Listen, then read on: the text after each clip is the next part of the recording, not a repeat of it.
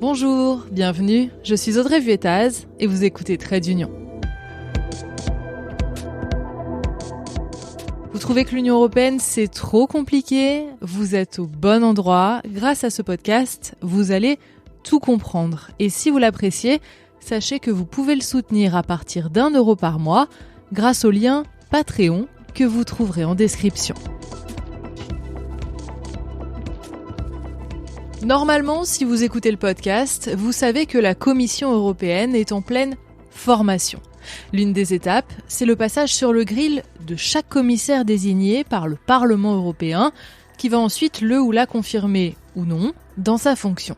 C'est un moment très important auquel j'ai pu assister pour Public Sénat. Moi, j'ai suivi l'audition de Stéphane Séjourné, l'ex-ministre des Affaires étrangères français, qui est nommé pour être le commissaire à la prospérité et à la stratégie industrielle de l'Europe.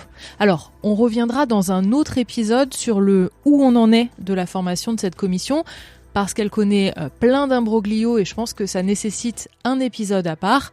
Mais là, je voulais faire un épisode un peu plus léger pour vous raconter cette journée à travers 5 points, 5 anecdotes, une sorte de topito, des choses qui m'ont surprise, étonnée, promis, je vous dirai pas la 6e va vous surprendre, mais voilà, un épisode un peu plus léger, et puis si je dois tout vous dire, en fait ce sont des choses que je savais déjà, mais qui ont vraiment pris sens lors de l'audition de Stéphane Séjourné, donc voilà, cet épisode ce sera donc les 5 points les plus étonnants de ma visite au Parlement.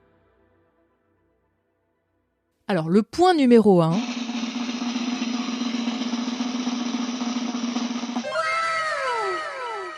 c'est le monde présent pour assister à ces auditions. Moi, ça m'a vraiment surprise parce qu'en France, j'ai l'impression que l'info est un peu passée à la trappe, surtout depuis la réélection de Donald Trump. J'ai vraiment l'impression qu'on n'avait pas du tout parlé de ces auditions et même de celle de Stéphane Séjourné, qui est quand même le commissaire français avec un poste assez important quand même, prospérité et stratégie industrielle. Au moment où on a des fermetures d'usines partout en Europe, où l'Union européenne décroche par rapport aux États-Unis, à la Chine, ça c'était dans le rapport de Mario Draghi, ça me paraissait être un événement important et j'ai l'impression qu'en France on n'en a peut-être pas pris assez la mesure. En tout cas, en arrivant au Parlement européen, là j'ai compris que c'était l'événement avec un grand E, déjà parce qu'il y avait plein de panneaux numériques avec les visages des commissaires, la date, le lieu de leurs auditions, par quelle commission ils allaient être auditionnés. Ça faisait un peu genre affiche de ciné. Pour celle de Stéphane Séjourné, moi je m'étais arrêtée dans un petit coin en bas des escalators qui mènent à la salle d'audition. J'étais en train de recharger mon portable. Oui, on a la vie trépidante qu'on peut. Et en fait, j'ai vu des gens qui commençaient à arriver 1 heure avant le début de l'audition, qui empruntaient les escalators. Il y avait des journalistes, il y avait des lobbies, il y avait des visiteurs. Et je me suis dit, ah ouais, ça va être gros, ça va être la foire d'empoigne dans les journalistes. J'avoue que c'était même un peu stressant de voir tous ces gens arriver 1 heure avant le début de l'audition. Et j'ai croisé des journalistes que je connais qui m'ont dit, mais en fait c'est ça pour toutes les auditions, il y en a même une où les gens n'ont pas pu rentrer tellement il y avait du monde, donc là c'est pour ça qu'ils viennent à l'avance. Donc voilà, une file d'attente vraiment digne du premier jour des soldes sur le matériel IFI quoi. C'est vraiment le jeu du premier arrivé, premier assis, et il y aura pas de place pour tout le monde. Alors moi, pour tout vous dire, je m'étais un peu résignée parce que je devais faire des interviews d'eurodéputés à l'entrée de la salle. Et autant vous dire que les eurodéputés, ils arrivent pas 1 heure avant. Donc en fait, je m'étais dit que de toute façon, je ne pourrais pas entrer dans la file et que de toute façon, c'était fichu pour moi et que je pourrais pas faire la queue parce que je devais faire mes interviews. Point numéro 2.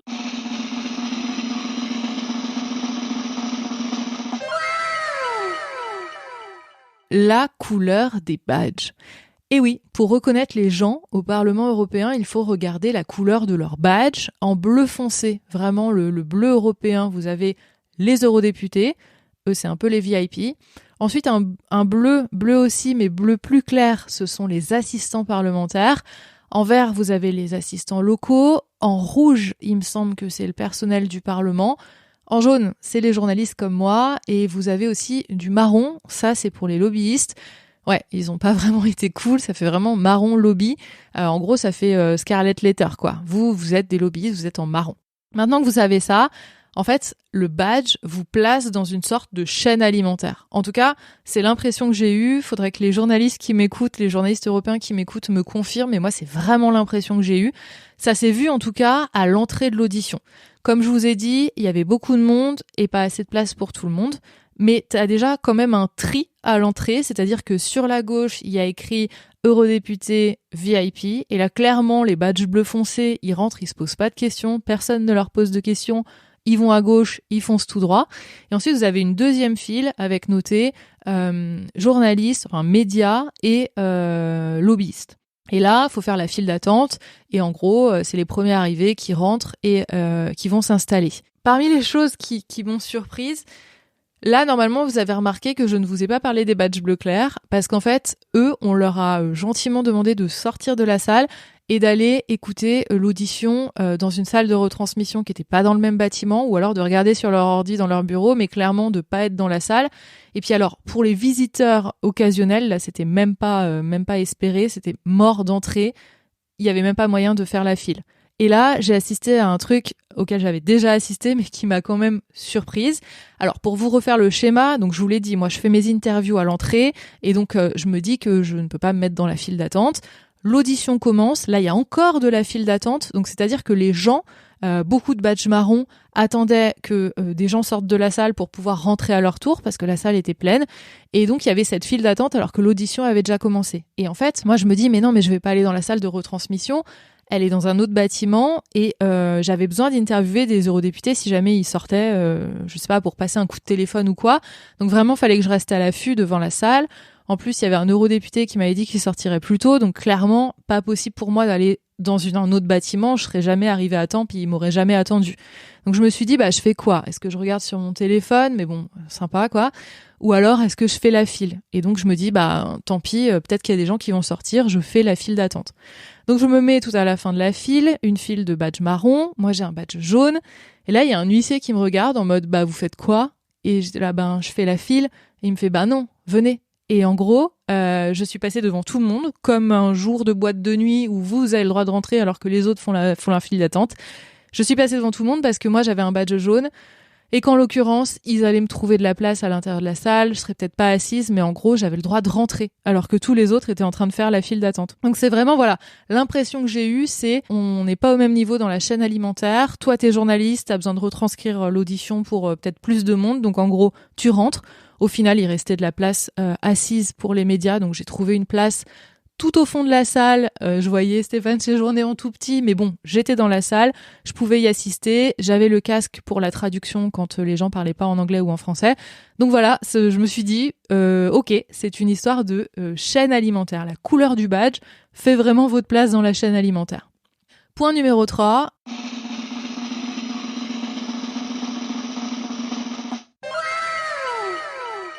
Le Parlement met des moyens conséquents à disposition des journalistes.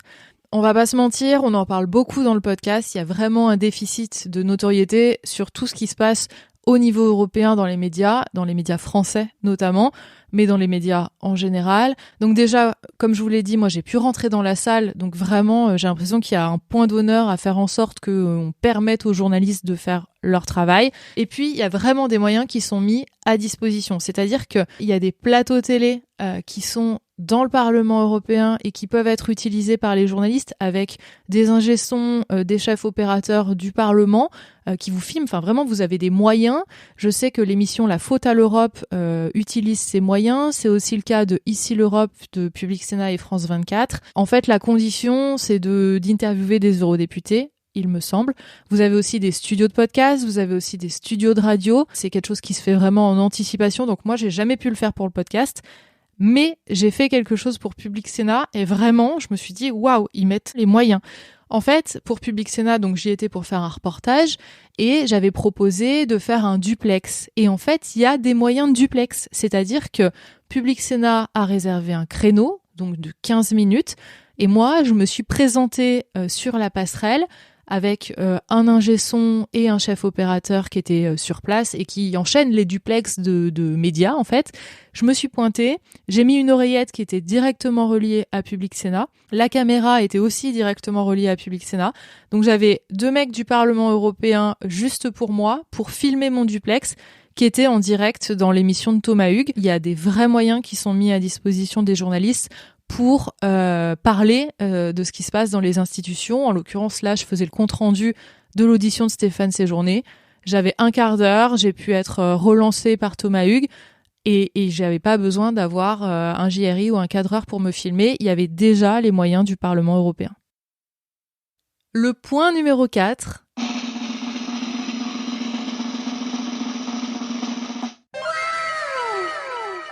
qui peut surprendre quand on ne connaît pas bien le Parlement européen, c'est que les eurodéputés s'entendent très bien entre eux.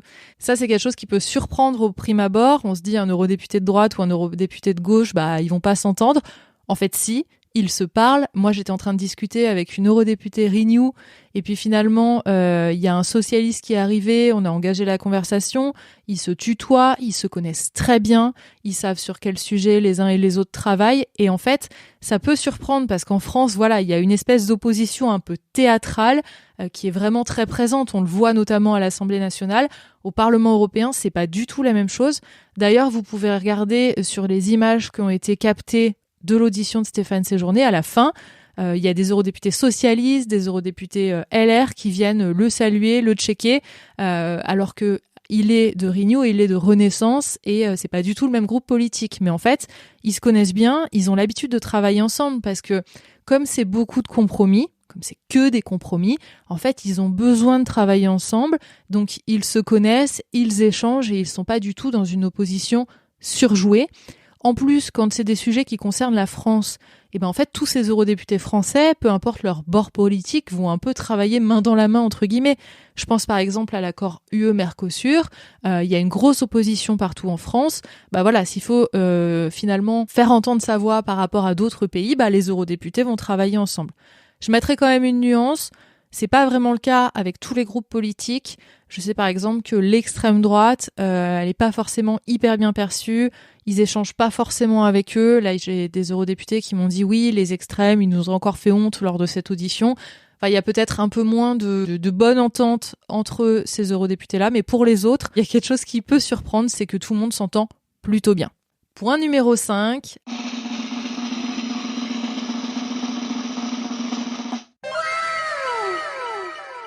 Les autres eurodéputés, les eurodéputés des autres pays détestent quand on parle de la France. Déjà, ce qu'il faut savoir, c'est que les Français, on est souvent perçus comme très arrogants auprès de nos voisins européens. Et c'est vrai qu'on est aussi très politisé. On parle beaucoup de politique en France, peut-être plus que dans certains autres pays. Et il y a quelque chose qu'ils détestent, quand je parle des eurodéputés des autres pays, c'est quand le débat français s'invite dans les débats européens. Et ça se passe à chaque fois.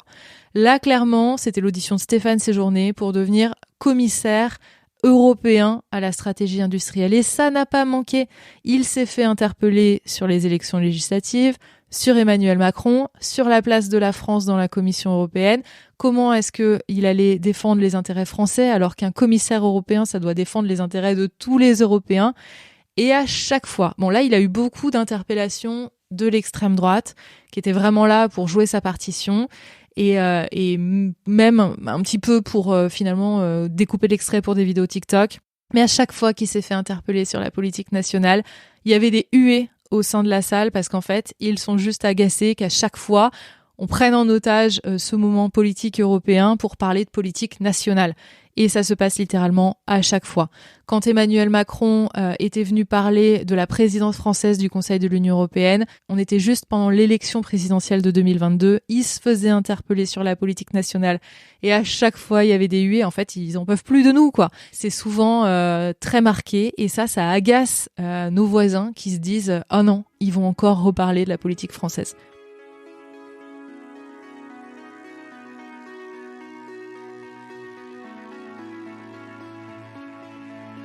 C'est ainsi que se termine mon top 5 des points qui m'ont étonnée. N'hésitez pas à me dire sur les réseaux sociaux si vous l'avez bien aimé.